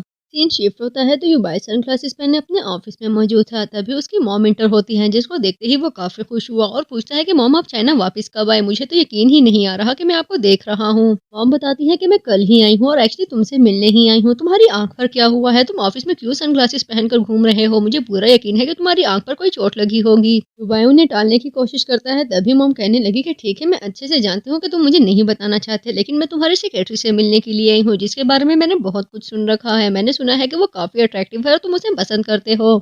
इतने में वहाँ पर शैन आती है, जिसको देखते ही मॉम पूछने लगी कि क्या यही वो लड़की है? जिस पर वो बताता है कि नहीं, एक्चुअली वो बाहर है, लेकिन आपको उसके बारे में ये सब किसने बताया? इस पर मॉम कहने लगी कि तुमसे दूर रहने का मतलब ये नहीं कि मैं तुम्हारे बारे में कुछ भी नहीं जानती। एक्चुअली मेरी तुम्हारी हर मूव पर नजर है, इसलिए अच्छा होगा कि तुम थोड़ा सावधान रहो, और मैं उस लड़की से मिलने के लिए बेताब हूँ, इसलिए तुम उसे जल्दी से बुलाओ। रुबा एक्सप्लेन करता है कि एक्चुअली रुवान इस सारे रिलेशनशिप को सीक्रेट रखना चाहती है, इसलिए फिलहाल मैं आपको उससे नहीं मिलवा सकता। लेकिन मॉम तो जैसे ठान कर ही आई थी। कुछ देर बाद रुवान वहाँ आती है तो मॉम को देखते ही वो समझ चुकी थी कि ये कोई और नहीं बल्कि युवा की वही गर्लफ्रेंड है जिसके बारे में शैन ने मुझे बताया था। तभी मॉम उसे अपने पास बैठने के लिए कहती है, जिस पर वो कहने लगी कि मैं वर्किंग आवर्स में किसी के साथ बातें नहीं करती। लेकिन किसी ना किसी तरह मॉम ने उसे कन्विंस कर ही लिया। मॉम उससे उसका नाम पूछती है। इसके बाद उसे पूछने लगी कि तुम्हारा फैमिली बैकग्राउंड क्या है, जिस पर वो कहने लगी मुझे नहीं लगता कि मुझे आपको कुछ भी बताना चाहिए। एक्चुअली रुवान उनसे काफी जेलस फील कर रही थी, क्योंकि वो काफी मेंटेन्ड और ग्रेसफुल थी, और रुवान को पूरा यकीन हो चुका था कि ये कोई और नहीं बल्कि युवा की गर्लफ्रेंड है। मॉम एक दफा फिर रुवान से उसके बारे में पूछती है, जिस पर रुवान कहने लगी मुझे नहीं लगता कि मुझे अपने बारे में आपको इससे ज्यादा कुछ बताना चाहिए। तभी वहाँ पर युवा आ जाता है, जो रुवान को वहाँ से जाने के लिए कहने लगा। रुवान के जाते ही युवा मॉम से कहने लगा क्या जरूरत थी इस तरह से उससे इंटरोगेशन करने की, मैंने आपको बताया था ना वो इस सब को सीक्रेट रखना चाहती है, लेकिन पता नहीं आपको मेरी बात समझ में क्यों नहीं आ रही। तभी मॉम कहने लगी कि देखो, तुम्हें लेकर मुझे कोई भी बात सीक्रेट नहीं रखी जा सकती, लेकिन मैं तुम्हें बता दूं कि इस वक्त मैं बहुत थक चुकी हूँ, तो क्यों ना घर चले। तभी युवा उन्हें लेकर घर पहुँचता है। मॉम युवा के साथ घर पहुँचती है तो वो देखती है कि वहाँ पर रोजी की मॉम जमीन पर बैठे कुछ ढूंढ रही थी। तभी मॉम कहने लगी कि देखो, तुम लोगों ने कितनी ओल्ड नैनी हायर की है, लेकिन हाँ, इसके हाथ में सफाई बहुत है। रोजी की मॉम उन्हें कहती है कि देखो, तुमने आते साथ ही मुझे टॉन्ट करना शुरू कर दिया। तभी उनको गुस्सा आ जाता है और वो कहने लगी कि तुम अपनी हद में रहो, तुम अच्छे से जानती हो कि तुमने मेरी जिंदगी को बर्बाद किया है, और हाँ, एक बात मैं तुम्हें सीधे सीधे समझा दूं कि मेरे बेटे से दूर रहना। तभी रोजी की मॉम मन ही मन में कहती है कि एक दफा मुझे और मेरी बेटी को अपनी प्रॉपर्टी हासिल कर लेने दो, उसके बाद तुम लोग देखना कि मैं करती क्या हूँ। मॉम उन्हें बुरी तरह से बातें सुनाते हुए कहने लगी कि मैं तुम जैसे लोगों को अपनी औकात में रखना अच्छे से जानती हूँ। तभी वहाँ पर ग्रैंड माँ आ जाती है, जिस पर रोजी की मॉम कहने लगी कि ग्रैंड माँ देखें, ये मुझे कितना डांट रही हैं। ग्रैंड माँ को देखते ही वो कहने लगी कि देखें ग्रैंड माँ, आप दिन ब दिन जवान होती जा रही है, मुझे तो आपके हुस्न का राज जानकर ही रहना है।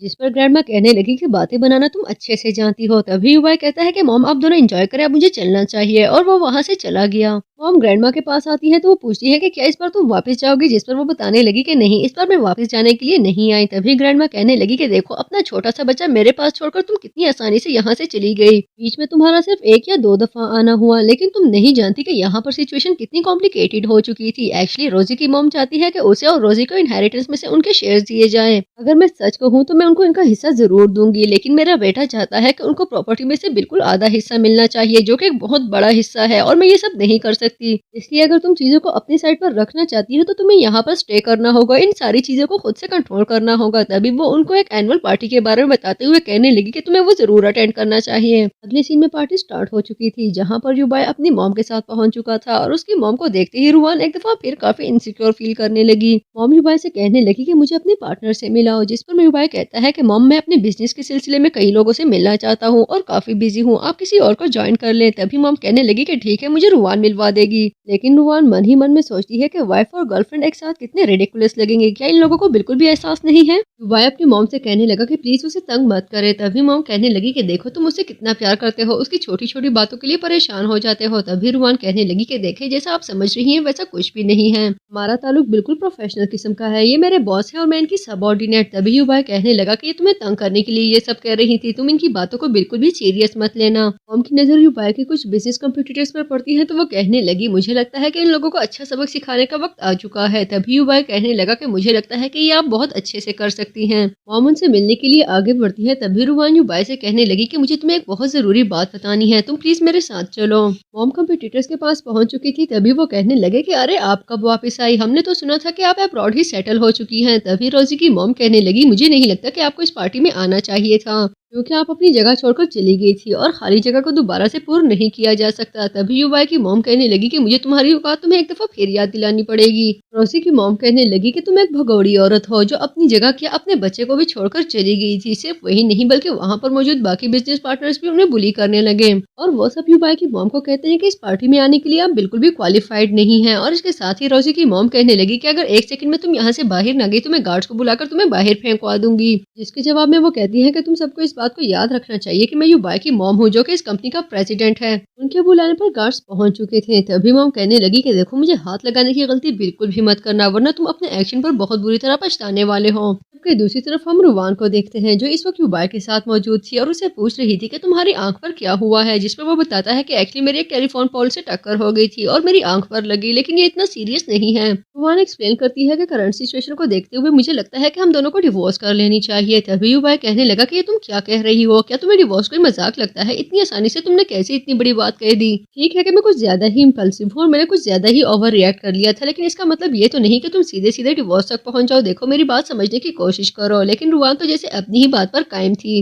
तभी वो कहने लगी कि अगर पेपराजी को हम दोनों की शादी के बारे में पता चल गया तो फिर डिवोर्स देना बहुत मुश्किल हो जाएगा, इसलिए अच्छा होगा कि हम अभी के अभी इस बात को यहीं पर खत्म कर दें। वाया अपने शौक से बाहर निकलता इससे पहले ही रुवान वहाँ से जा चुकी थी। अगले सीन में हम रोजी और उसकी मॉम को देखते हैं जो कि इस वक्त युबाई के ऑफिस में मौजूद थे। तभी रोजी अपनी मॉम से कहने लगी अगर सच बताऊं तो मुझे बहुत ज्यादा डर लग रहा है, जिस पर मॉम कहने लगी कि देखो हमें हिम्मत करनी होगी, अगर हम दोनों ने अपने लिए कुछ न किया तो हमारे साथ साथ हमारे बाकी फैमिली मेंबर्स की भी जिंदगी बर्बाद हो जाएगी। आज नहीं तो कल तुम्हारे बाप की डेथ हो जाएगी और उसके बाद हमारे हाथ कुछ नहीं आने वाला। इसलिए किसी भी तरह हमें युबाई के ऑफिस के कॉन्फिडेंशियल डॉक्यूमेंट्स को हासिल करना होगा। रोजी डॉक्यूमेंट्स को तलाश करने के लिए जाने लगी। तभी मॉम कहने लगी कि सब कुछ एहतियात के साथ करना, किसी को हम पर शक नहीं होना चाहिए। वो दोनों डॉक्यूमेंट्स ढूंढने में मसरूफ थी। तभी वहाँ पर रुवान आ जाती है, जिसकी नजर रोजी की मॉम पर पड़ी तो मॉम कहने लगी कि नीचे बहुत ज्यादा शोर शराबा हो रहा है, पार्टी का शोर बर्दाश्त करना मेरे बर्दाश्त से बाहर हो रहा था, इसलिए मैं ऊपर आ गई। तभी रुवान उसको कुछ मेडिसिन देते हुए कहने लगी कि अगर आपके सर में दर्द हो रहा है तो आप ये ले लें, जब मेरे सर में दर्द होता है तो मैं भी यही लेती हूँ।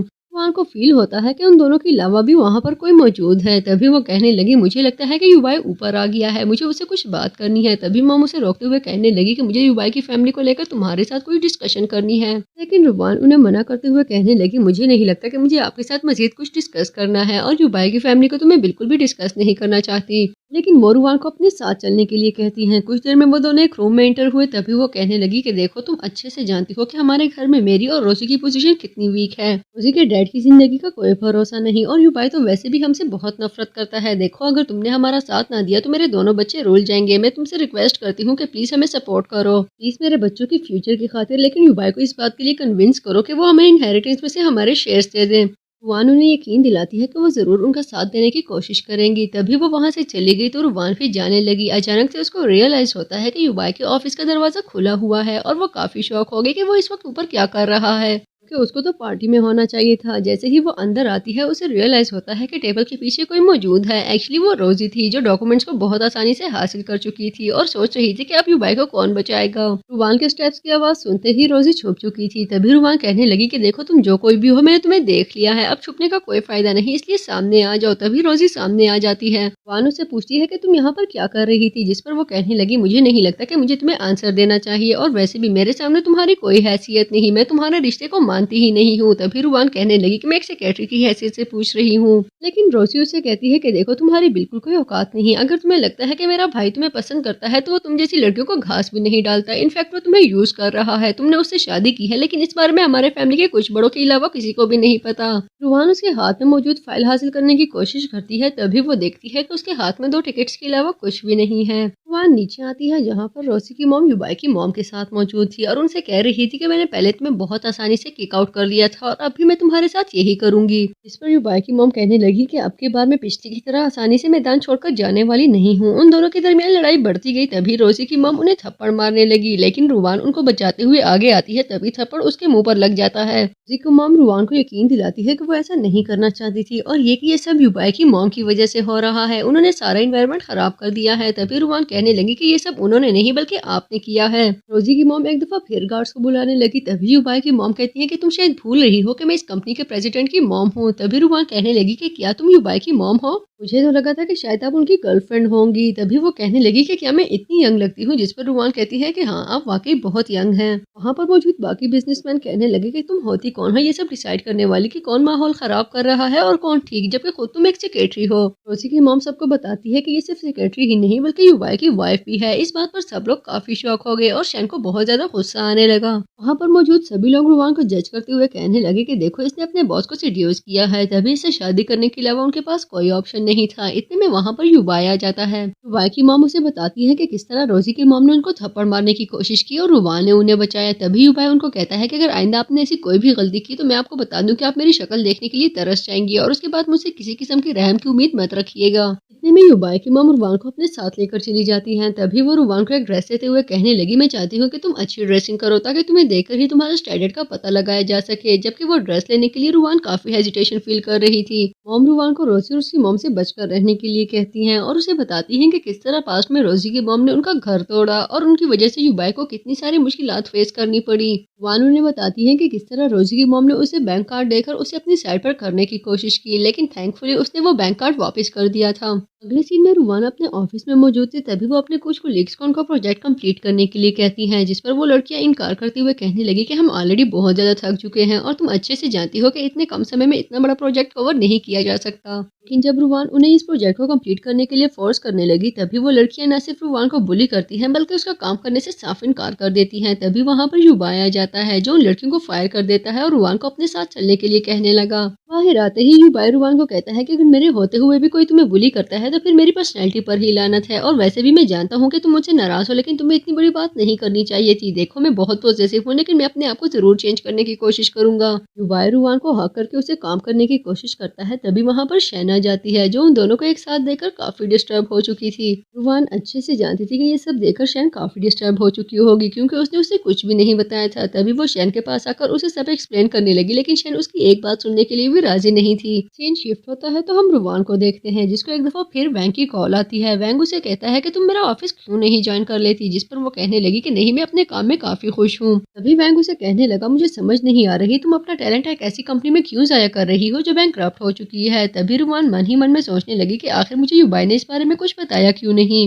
लेकिन यही बात जब रुवान युबाई की मॉम को बताती है तो युबाई की मॉम उससे मिलने के लिए पहुंच चुकी थी। तभी वो देखती है कि युबाई बुरी तरह से टूट चुका है और अपने स्ट्रेस की वजह से वो ड्रिंक पे ड्रिंक लिए जा रहा था। इस सीन में युबाई की मॉम रुवान से मिलने के लिए पहुंच चुकी थी। तभी रुवान उन्हें बताती है कि कंपनी के हालात काफी खराब चल रहे हैं, लेकिन मुझे पूरा यकीन है कि ये सब ठीक हो जाएगा। तभी मॉम उसे कहने लगी कि प्लीज मुझसे प्रॉमिस करो तुम युबाई के साथ रहोगी। मॉम उसे कहने लगी कि मैं एज अ मदर अपनी सारी रिस्पॉन्सिबिलिटीज पूरी करूंगी, लेकिन तुम मुझे प्रॉमिस करो कि तुम भी एज अ वाइफ अपना रोल जरूर प्ले करोगी। तभी वो बताती है कि किस तरह वो बचपन में उसे छोड़कर चली गई थी और ये कि युबाई ने बचपन में कितना सफर किया है। अगर उसके ग्रैंड पेरेंट्स उसका साथ ना देते तो शायद वो टूटकर बिखर जाता। तभी रुवान कहने लगी कि वो जरूर युबाई का साथ देगी, चाहे कुछ भी हो जाए। मॉम रुवान को बताती है कि युबाई तुमसे बहुत ज्यादा प्यार करता है और ये सब मैं इसलिए जानती हूँ क्योंकि जब मैं चाइना से बाहर थी तो वो मुझे कॉल करके तुम्हारे बारे में बहुत कुछ बताता था। आज तुमने ये किया, आज तुमने ये खाया, पता नहीं क्या क्या बताता था। वो मन का प्योर है, बस उसे अपनी फीलिंग्स को एक्सप्रेस करना नहीं आता। उसने अपने आप को एरोगेंट पर्सनालिटी में रैप किया हुआ है, इसलिए सभी लोग उसको गलत समझते हैं, लेकिन मैं तुम्हें बता दूं कि वो एक बहुत अच्छा इंसान है,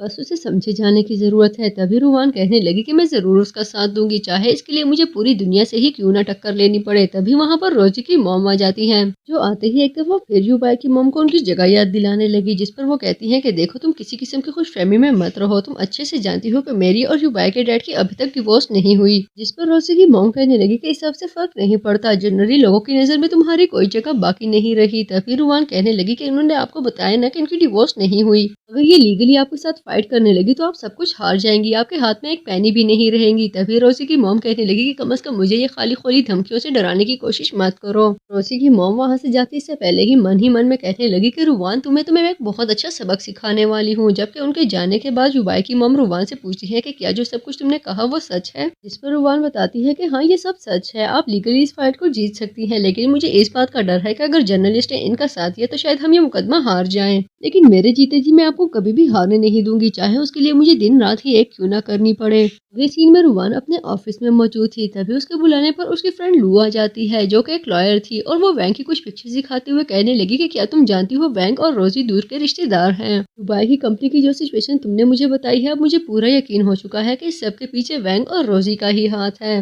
लू रुवान को यकीन दिलाती है कि वो जरूर उसका साथ देगी और ये कि उसके डैड के होते हुए कोई भी उनका कुछ नहीं बिगाड़ सकता। मूवी आगे बढ़ती है तो रुवान कंपनी की मशीनरी का विजिट कर रही थी। तभी वहाँ पर एक एम्प्लॉय आ जाता है जिसके हाथ में चाकू था, और वो रुवान से कहने लगा कि हम लोग दिन रात एक करके मेहनत करते हैं, लेकिन एंड में हमें अपनी सैलरी के लिए भीख मांगनी पड़ती है। अगर कंपनी बैंकक्रप्ट हो चुकी है तो इस सब का हमसे क्या लेना देना। मैं कितने दिनों से रिक्वेस्ट कर रहा हूँ कि मुझे मेरी सैलरी दी जाए। मेरी बच्ची हॉस्पिटल में एडमिट है, लेकिन किसी को एहसास तक नहीं। मैं इस बात को समझ चुका हूँ कि यहाँ पर अपनी आवाज सिर्फ चाकू के जरिए ही बुलंद की जा सकती है। अगर मुझे मेरी सैलरी ना मिली तो मैं तुम्हारे अंदर ये चाकू घोंप दूंगा।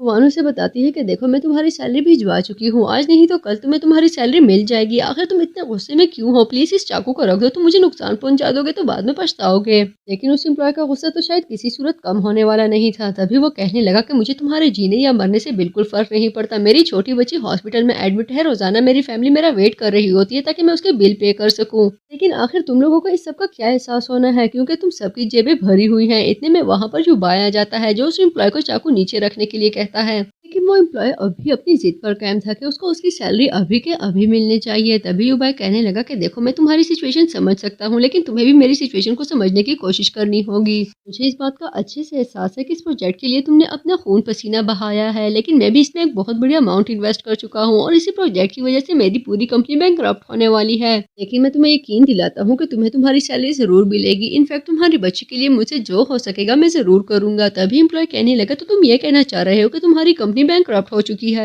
इसका मतलब ये हुआ कि मुझे मेरी सैलरी किसी भी तरह मिलने नहीं वाली। तभी वो आगे बढ़ते हुए रुवान को गले से पकड़ लेता है और कहने लगा कि अगर मुझे मेरी सैलरी ना दी गई तो मैं इसको जान से मार दूंगा। रुवान उसे कहती है कि देखो मैं तुम्हारी सैलरी भिजवा चुकी हूँ, अगर तुम मुझे जाने दो तो मैं पूरी इन्वेस्टिगेशन करके तुम्हें बता दूंगी कि आखिर तुम्हें तुम्हारी सैलरी क्यों नहीं मिली। इसके लिए तुम्हें थोड़ा शांत रहना होगा। वायर एम्प्लॉय को कहने लगा कि देखो मैं तुम्हें अभी के अभी तुम्हारी सैलरी देने के लिए रेडी हूँ। तभी वो अपना वॉलेट निकालता है जिसमें बिल्कुल भी कैश नहीं था, और वो बताता है कि मेरे पास इस वक्त कैश नहीं है। एक काम करो, तुम रुवान को जाने दो और मेरे साथ एटीएम तक चलो। मैं अभी के अभी तुम्हें तुम्हारी सैलरी दे देता हूँ, बल्कि तुम्हारे नेक्स्ट मंथ की सैलरी भी तुम्हें एडवांस दे दूंगा। लेकिन एम्प्लॉय कहने लगा कि तुम बहुत बड़े झूठे हो, इतनी बड़ी कंपनी चला रहे हो लेकिन तुम्हारे वॉलेट में एक एम्प्लॉय की सैलरी तक नहीं, और मेरे पिछले बॉस ने भी मुझसे यही झूठ बोला था, इसलिए मैं तुम्हारी बातों में बिल्कुल नहीं आने वाला। तभी युबाई कहता है कि देखो मैं कैश लेकर नहीं फिरता। एम्प्लॉय का गुस्सा हर गुजरते लम्हे के साथ बढ़ता जा रहा था। तभी वो कहने लगा कि मैं इस लड़की को अभी के अभी जान से मार दूंगा, फिर सारी जिंदगी अपनी कंपनी पर लगा दाग मिटाने की कोशिश करते रहना। भाई उसे कहता है कि देखो तुम मेरे साथ चलो, मैं कसम खा के कहता हूँ कि मैं तुम्हें तुम्हारी सैलरी दे दूंगा और तुमने जो कुछ भी किया मैं इस सबको भी भूल जाऊंगा, लेकिन प्लीज इस लड़की को जाने दो। एम्प्लॉय ऑब्वियसली उसकी कोई भी बात मानने के लिए रेडी नहीं था। तभी युबाई कहने लगा कि ठीक है, काम करते हैं, तुम इस लड़की को जाने दो और इसके बजाय मुझे हॉस्टेज रखो और मैं तुम्हें पूरा यकीन दिलाता हूँ कि तुम्हें तुम्हारी सैलरी जरूर मिलेगी। तुम भले मुझे जान से मार दो, लेकिन प्लीज इस लड़की को जाने दो। अगर इसे कुछ हो गया तो मैं कभी भी तुम्हें माफ नहीं करूंगा। जो चाकू तुमने पकड़ा हुआ है ये काफी खतरनाक है, प्लीज इस लड़की को छोड़ दो। तभी एम्प्लॉय इस बात पर रुवान को छोड़ने के लिए राजी हो गया था कि उसके बजाय युबाई को हॉस्टेज रखा जाए। कुछ देर बाद युबाई को काफी जख्मी हालत में दिखाया जाता है, जहाँ पर उसकी तबीयत बिल्कुल भी ठीक नहीं थी और एम्प्लॉय रोते हुए कह रहा था कि देखो मैंने तुम्हारे साथ क्या कर दिया, मैं ये नहीं करना चाहता था, मैं तो सिर्फ तुम्हें डराने के लिए आया था। मुझे अपनी बच्ची के इलाज के लिए पैसे चाहिए थे, लेकिन मैंने उल्टा तुम्हारा नुकसान कर दिया। प्लीज मेरा यकीन करो, मैं ये सब नहीं करना चाहता था। तभी युबाई उसे कहने लगा कि तुम्हारी बच्ची के सभी मेडिकल बिल्स मैं पे करूंगा, उसके लिए तुम्हें परेशान होने की कोई जरूरत नहीं, बल्कि जब तक तुम्हारी बच्ची डिस्चार्ज नहीं हो जाती सब कुछ मैं खुद देखूंगा। इतने में युबाई बेहोश हो जाता है और रुवान फूट फूट कर रोने लगी। तभी वो एम्प्लॉय को एम्बुलेंस को कॉल करने के लिए कहती है।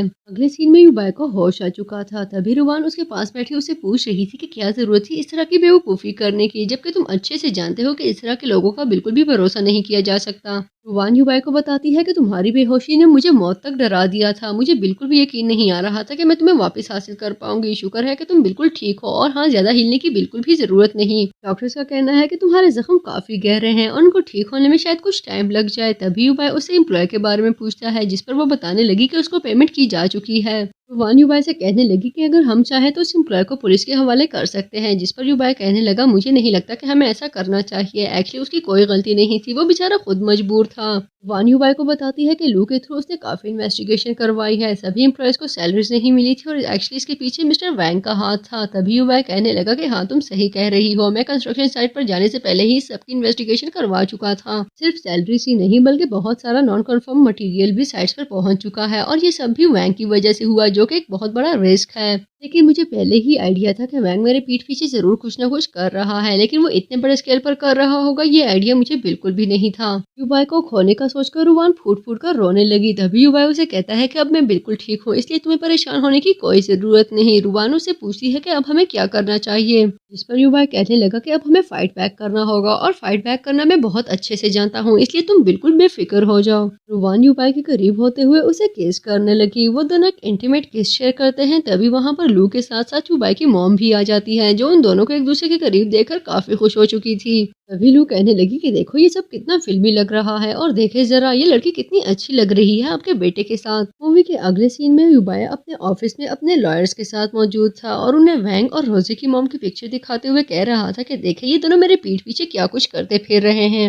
मेरी कंपनी को नुकसान पहुंचाने के लिए वैंग किसी भी हद तक जा सकता है, जबकि हमारे इनहेरिटेंस में शेयर्स हासिल करने के लिए रोजी की मॉम किसी भी हद तक जा सकती है। इसलिए मुझे लगता है कि हमें इसको अपनी इनहेरिटेंस से ब्लॉक कर देना चाहिए, क्योंकि इस तरह की औरत का हमारे खानदान में कोई लेना देना नहीं। लेकिन लॉयर्स उसे समझाते हैं कि ये सब इस तरह से नहीं हो सकता, स्पेशली जो डिसीजन तुम्हारे डैड ने लिए हैं उसके अगेंस्ट बिल्कुल भी नहीं जाया जा सकता। लॉयर्स उन्हें बताते हैं कि उसके डैड ने 10 मिलियन युवान की रकम रोजी को दी है। सिर्फ इतना ही नहीं बल्कि इनहेरिटेंस में आधे से ज्यादा शेयर्स रोजी और उसकी मॉम को दे चुके हैं। अभी वहाँ पर मौजूद बाकी लॉयर्स भी युबाई को बताने लगे कि उसके डैड ने अपना खानदानी घर भी रोजी की मॉम के नाम कर दिया है, जहाँ पर रोजी, उसकी मॉम और उसके डैड के अलावा कोई भी नहीं रह सकता, इसलिए अच्छा होगा कि वो पीछे हट जाए। ये सब सुनने के बाद तो युबाई जैसे टूटकर बिखर चुका था। वो एक दफा फिर से लॉयर्स को कन्विंस करने की कोशिश करता है। तभी लॉयर्स उसे समझाते हैं कि देखिए ये सारे डिसीजंस आपके डैड ने खुद लिए हैं। अगर लीगली इन सारी चीजों को एनालाइज किया जाए तो आपके पास सिर्फ एक ही ऑप्शन बचता है, और वो ये कि आप अपने डैड के डिसीजन की रिस्पेक्ट करें और जो जैसे चल रहा है वैसे ही चलने दें। अगले सीन में युबाई बाहर आता है, जहाँ पर रुवान उसका वेट कर रही थी। तभी रुवान उसके पास आते हुए उससे पूछती है कि क्या डिसीजन लिया गया, जिस पर युबाई बताता है कि मैं तुम्हें नहीं बता पाऊंगा।